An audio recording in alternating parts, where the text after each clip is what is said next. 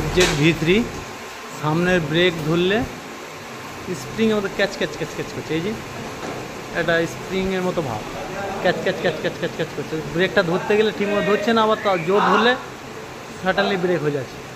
আমরা এটা ব্রেক শুটা খারাপ আছে, ব্রেক শুটা খারাপ আছে। এই যে একদম জয়েন হয়ে গেছে, এই যে এটা একদম জয়েন হয়ে গেছে ব্রেক শুটা।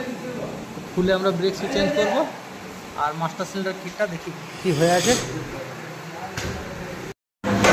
এই পিস্টনগুলো যখন ব্রেক শু চেঞ্জ হবে তখন এইভাবে পরিষ্কার করে নিতে হবে। পরিষ্কার না করে নিলে আপনার এগুলো তো ময়লা জমে থাকার জন্য ডিস্ক ব্রেক জাম হয়ে যায়।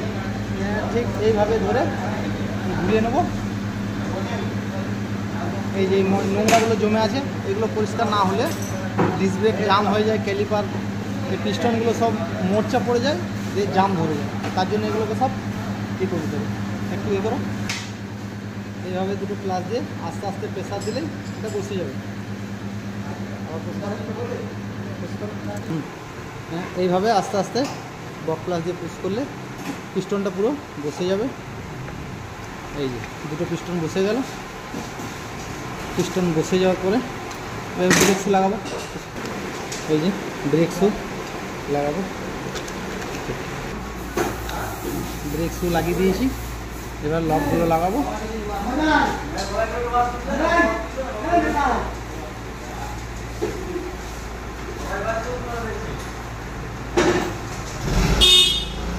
দুটো লক লেগে যাবে,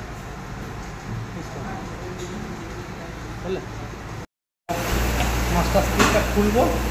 মাস্টার স্পিডটা খোলার জন্য প্লাস দিয়ে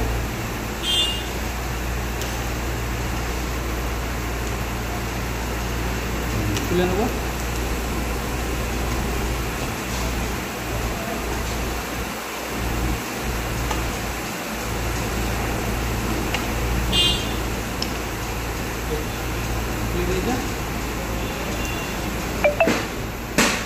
খুলে নিয়ে এই যে এটা জাম হয়ে গেছে।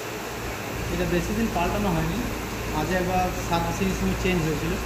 তো এই যে এইগুলোতে জাম দাগ দাগ দাগ দাগ হয়ে যাচ্ছে না, এইগুলো ওয়াশ করে ফ্রি করে দিলে আমার মনে হয় ঠিক হয়ে যাবে। আমরা ওই কিট পাল্টাবো না, এখন এটা ঠিকঠাক করে লাগাবো।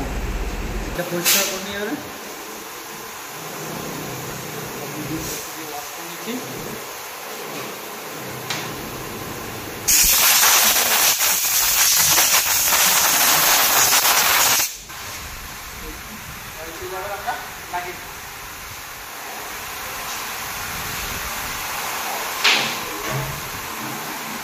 লাগিয়ে নেওয়ার পরে অয়েলটা চেঞ্জ করে দেবো, তাহলেই গাড়ি ঠিক হয়ে যাবে।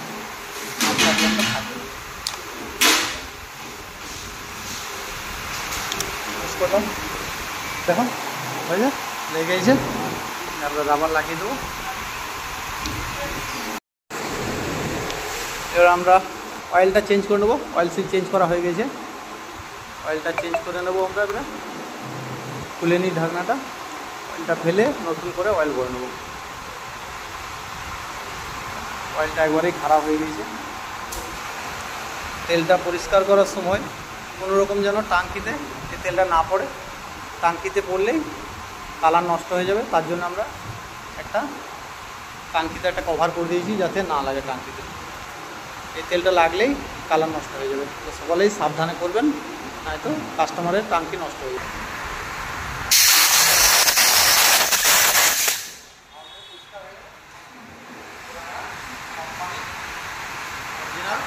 অয়েলটা ঢেলে নেব। খাওয়াটা পাস করে নেবো নিচের দিকে।